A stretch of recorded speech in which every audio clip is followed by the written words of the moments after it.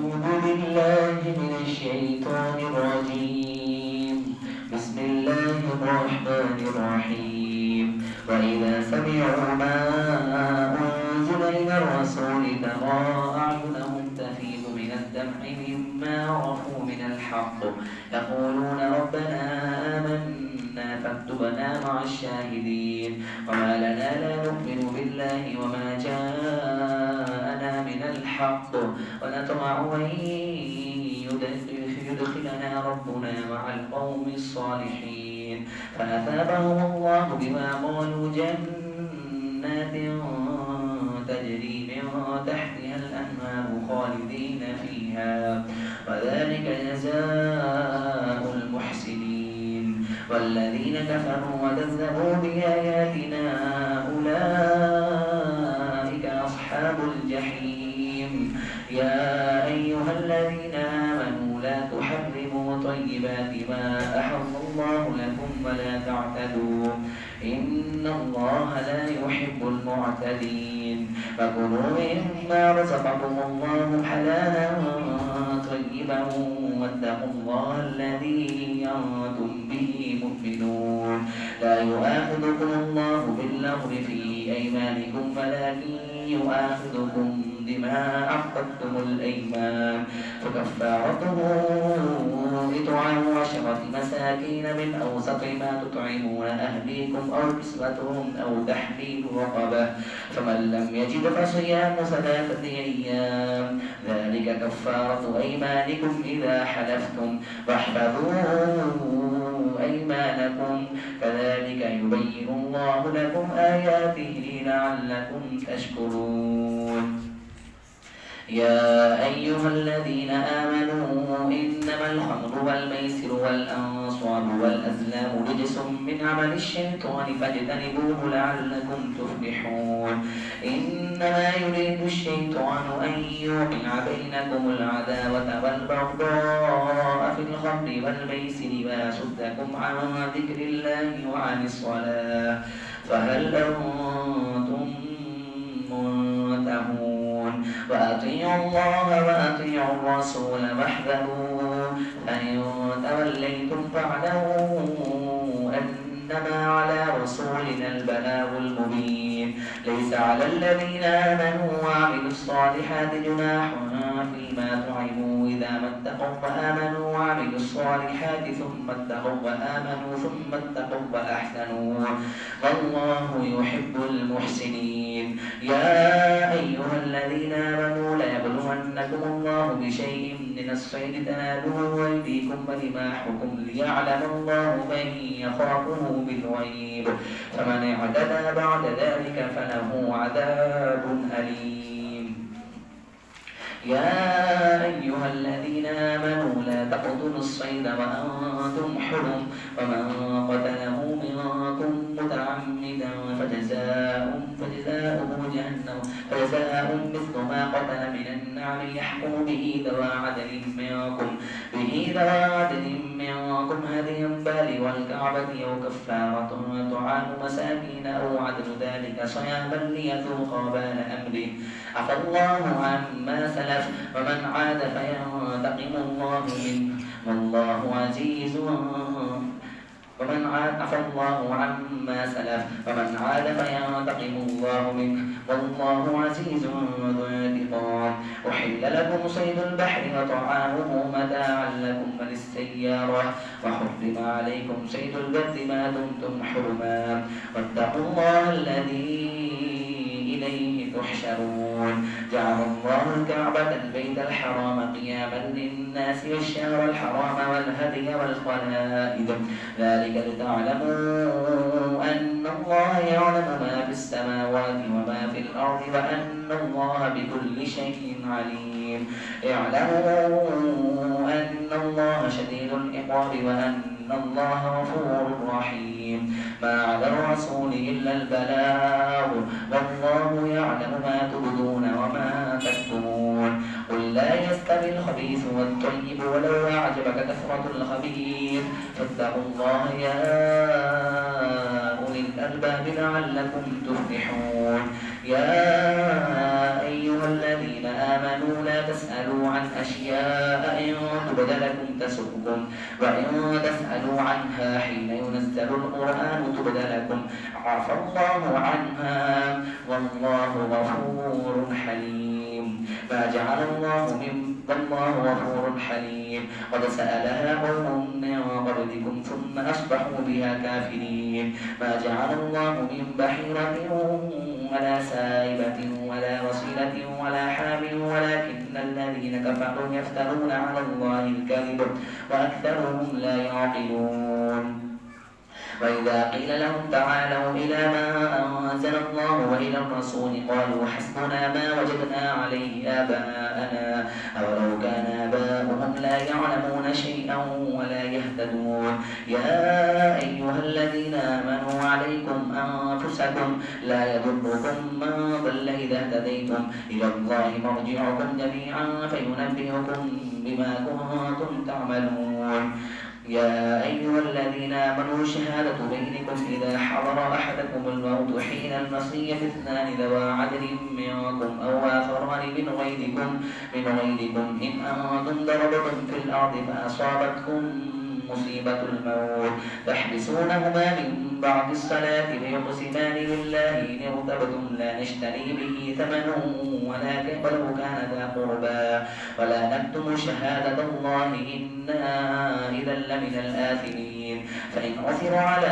أنهما استحقا إثما فآخران يقومان مقامهما من الذين استحق عليهم الأوليان فيقسمان بالله لشهادتنا أحق من شهادتهما وما اعتدينا إنا إذا لمن الظالمين. ذلك أدنى أن يأتوا بالشهادة على وجهها أو يخافوا أن ترد أيمان بعد أيمانهم واتقوا الله واسمعوا والله لا يهدي القوم الفاسقين. يوم يجمع الله الرسل فيقول ماذا أجبتم قالوا لا علم لنا إنك أنت علام الغيوب. إذ قال الله يا عيسى ابن مريم اذكر نعمتي عليك وعلى والدتك إذ أيدتك بروح القدس تكلم الناس في المهد وكهلا وإذ علمتك الكتاب والحكمة والتوراة والإنجيل وإذ تخلق من الطين كهيئة الطير بإذني فتنفخ فيها فتكون طيرا بإذني وتبرئ الأكمه والأبرص بإذني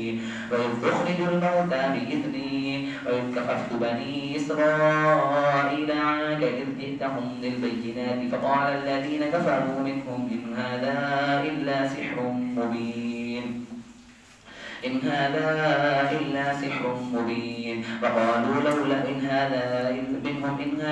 إلا سحر مبين. بل أوحيت إلى الحواريين أن آمنوا بي وبرسولي قالوا آمنا واشهد بأننا مسلمون. إذ قال الحواريون يا عيسى ابن مريم هل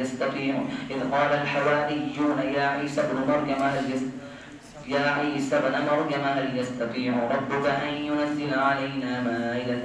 من السماء قال اتقوا الله إن كنتم مؤمنين. قالوا نريد أن نأكل منها وتطمئن قلوبنا ونعلم أن قد صدقتنا ونكون عليها من الشاهدين. قال عيسى ابن مريم اللهم ربنا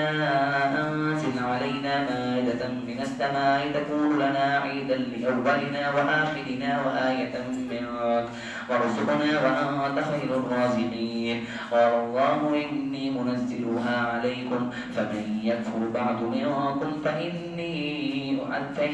أعذبه عذابا لا أعذبه أحدا من العالمين. قال الله إني منزلها عليكم فمن يكفر بعد منكم فإني أعذبه عذابا لا أعذبه أحدا من العالمين. وإذ قال الله يا عيسى ابن مريم أأنت قلت للناس اتخذوني وأمي إلهين من دون الله قال سبحانك ما يكون لي أن أقول ما ليس لي بحق إن كنت قلته فقد علمته تعلم ما في نفسي ولا أعلم ما في نفسك إنك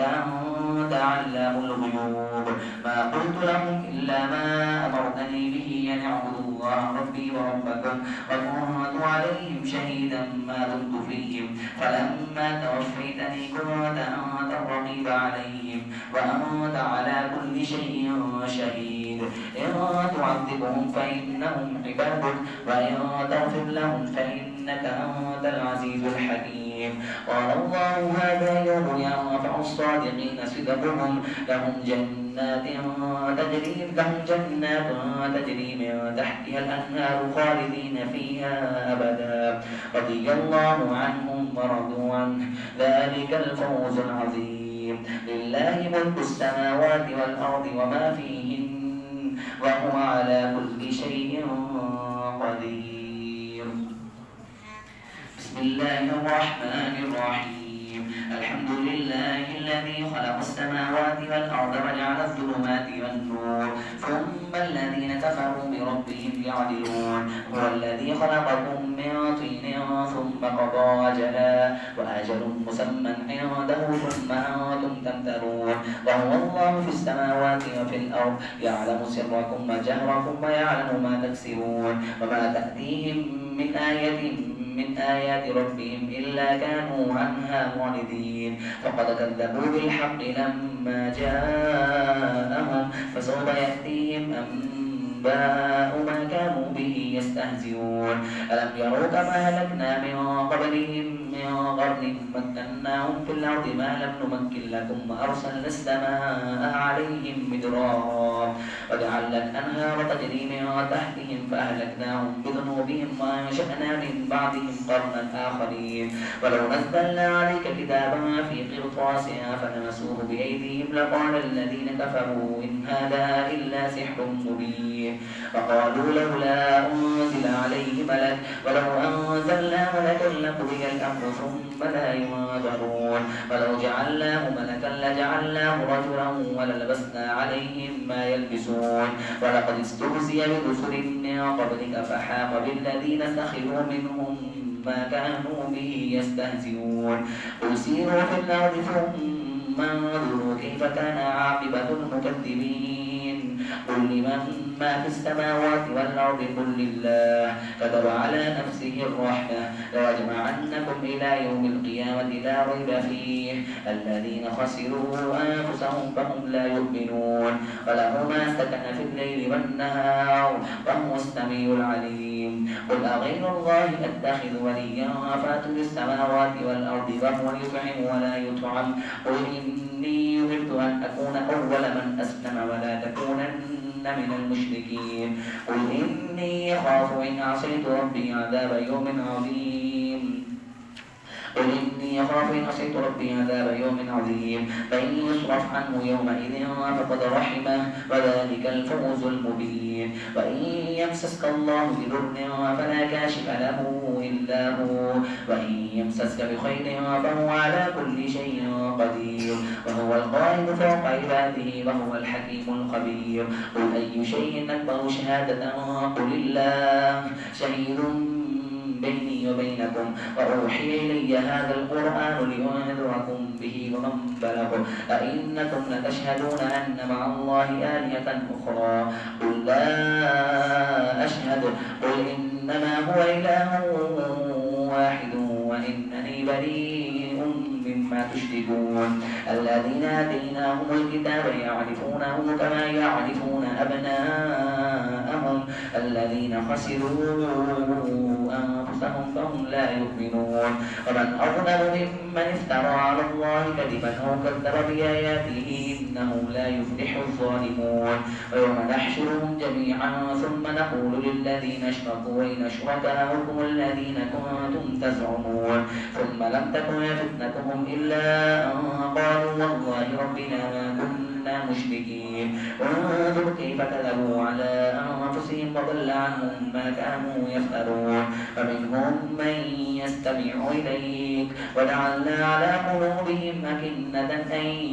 يفقهوه وفي في آذانهم وقرا وإن يروا كل آية لا يؤمنوا بها حتى إذا جاءوك يجادلونك يقول الذين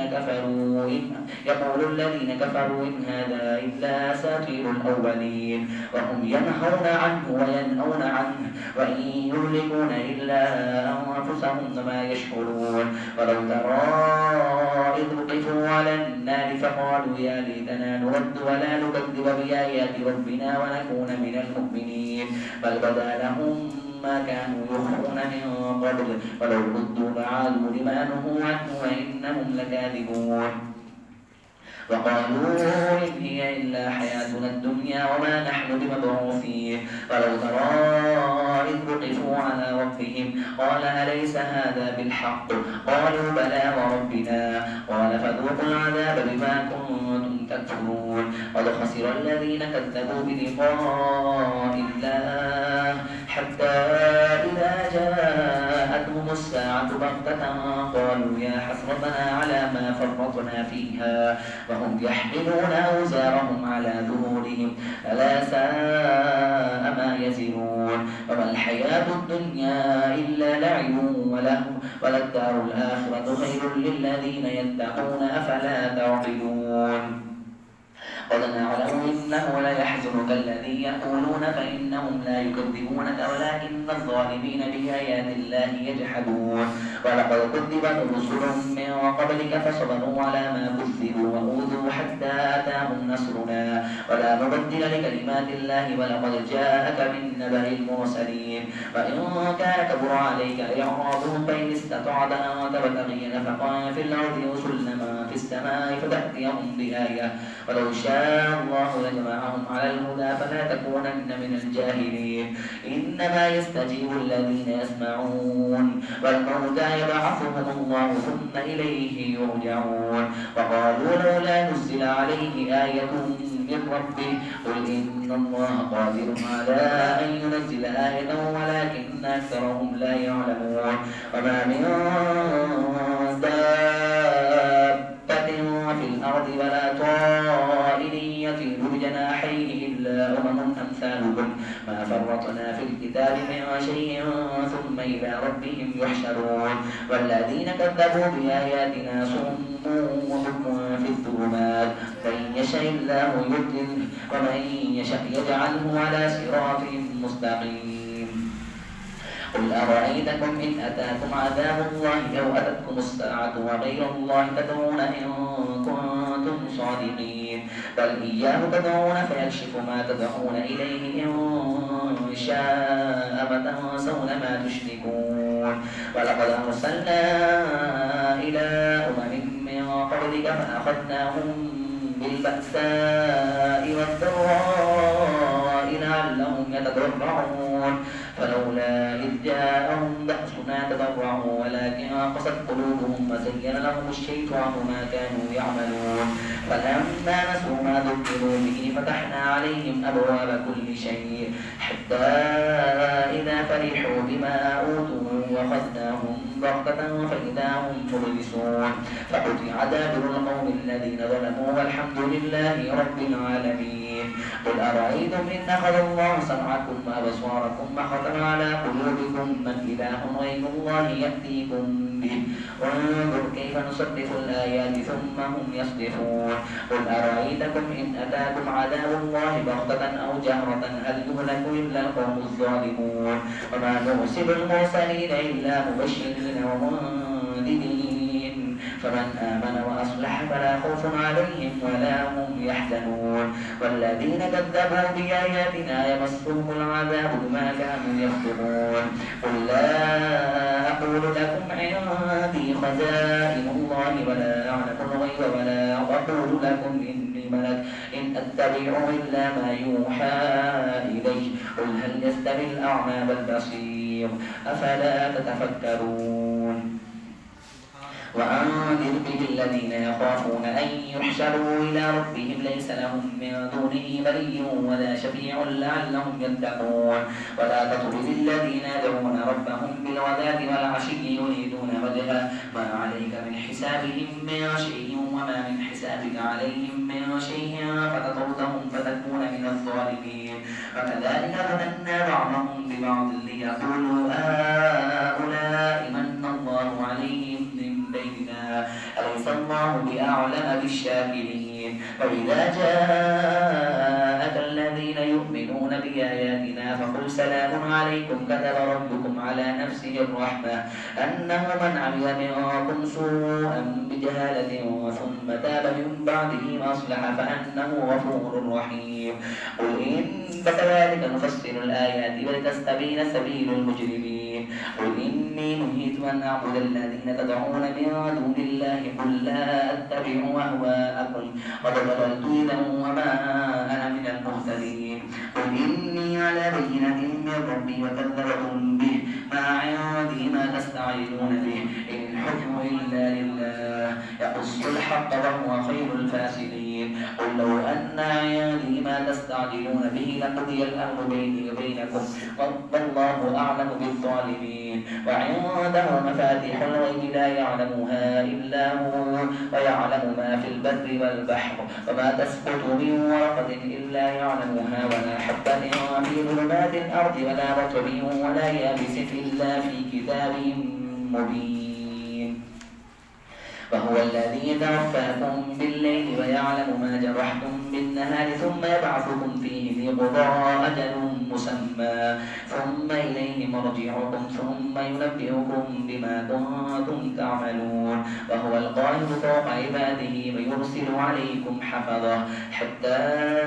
إذا جاء أحدكم الموت توفته رسلنا وهم لا يفرطون ثم ردوا إلى الله مولاهم الحق ألا له الحكم وهو أسرع الحاسبين قل من ينجيكم من ظلمات البر والبحر تدعونه تضرعا وخفية لئن أنجانا من هذه لنكونن من الشاكرين قل الله ينجيكم منها ومن كل كرب ثم أنتم تشركون قل هو القادر على أن يبعث عليكم عذابا من فوقكم أو من تحت أرجلكم أو يلبسكم شيعا ويذيق بعضكم بأس بعض انظر كيف نصرف الآيات لعلهم يفقهون وكذب به قومك فهو الحق قل لست عليكم بوكيل لكل نبأ مستقر وسوف تعلمون وإذا رأيت الذين يخوضون في آياتنا فأعرض عنهم حتى يخوضوا في حديث غيره وإما ينسينك الشيطان فلا تقعد بعد الذكرى مع القوم الظالمين وما على الذين يتقون من حسابهم من شيء ولكن ذكرى لعلهم يتقون وذل الذين اتخذوا دينهم لعبا ولهوا وغرتهم الحياة الدنيا وذكر به أن تبصر نفس بما كسبت ليس لها من دون الله ولي ولا شفيع وإن تعدل كل عدل لا يؤخذ منها أولئك الذين أبصروا بما كسبوا لهم شراب من حميم وعذاب أليم بما كانوا يكفرون قل أندعو من دون الله ما لا ينفعنا ولا يضرنا ونرد على أعقابنا بعد إذ هدانا الله كالذي استهوته الشياطين في الأرض حيران له أصحاب يدعونه إلى الهدى ائتنا قل إن هدى الله هو الهدى وأمرنا لنسلم لرب العالمين وأن أقيموا الصلاة واتقوه وهو الذي إليه تحشرون وهو الذي خلق السماوات والأرض بالحق ويوم يقول كن فيكون قوله الحق وله الملك يوم ينفخ في الصور عالم الغيب والشهادة وهو الحكيم الخبير وإذ قال إبراهيم لأبيه آزر أتتخذ أصناما آلهة إني أراك وقومك في ضلال مبين وكذلك نري إبراهيم ملكوت السماوات والأرض وليكون من الموقنين فلما جن عليه الليل رأى كوكبا قال هذا ربي فلما أفل قال لا أحب الآفلين فلما رأى القمر بازغا قال هذا ربي فلما أفل قال لئن لم يهدني ربي لأكونن من القوم الضالين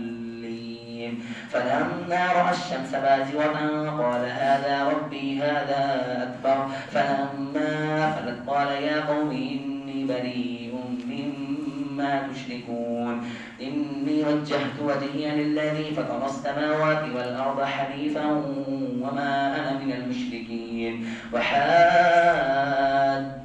قومه قال تحاجوني في الله وقد هدان ولا أخاف ما تشركون به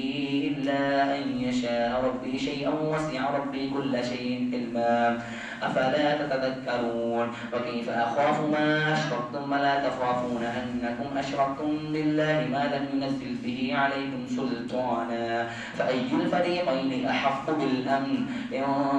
كنتم تعلمون الذين آمنوا ولم يلبسوا إيمانهم بظلم أولئك لهم الأمن وهم مهتدون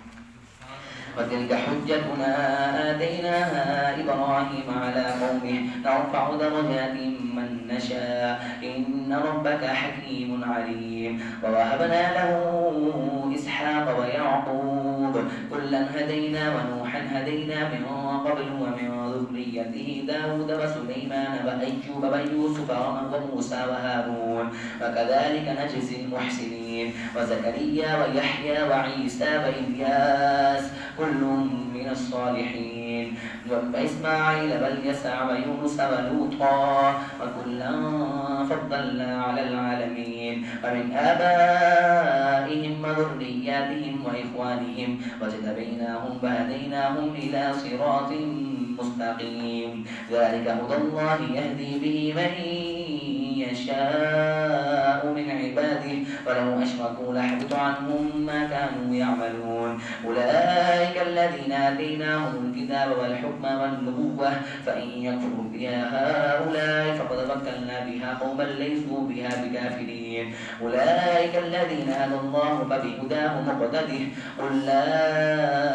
أسألكم عليه أجرا إن هو إلا ذكرى للعالمين وما قدر الله حق قدره إذ قالوا ما أنزل الله على بشر من شيء قل من أنزل الكتاب الذي جاء به موسى نورا وهدى للناس تجعلونه قراطيس تبدونها وتخفون كثيرا وعلمتم ما لم تعلموا وأنتم ولا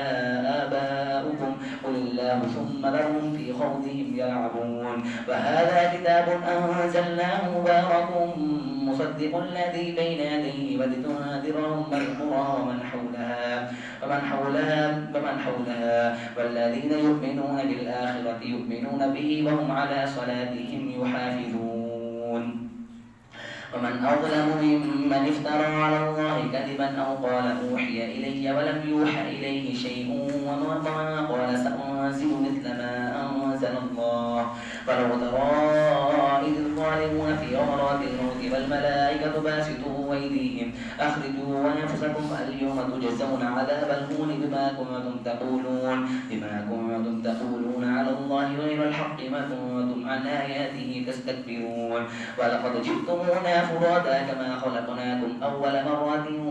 وتركتم ما خولناكم وراء ظهوركم وما نرى معكم شفعاءكم الذين زعمتم أنهم فيكم شركاء لقد تقطع بينكم وضل عنكم ما كنتم تزعمون إن الله فالق الحب والنبات يخرج الحي من الميت ومخرج الميت من الحي ذلكم الله فأنى تؤفكون فالق المصباح وجعل الليل سكنا والشمس والقمر حسبانا ذلك تقدير العزيز العليم وهو الذي جعل لكم النجوم لتهتدوا بها في ظلمات البر والبحر قد فصلنا الآيات لقوم يعلمون وهو الذي أنشأكم من نفس واحدة فمستقر ومستودع قد فصلنا الآيات لقوم يفقهون وهو الذي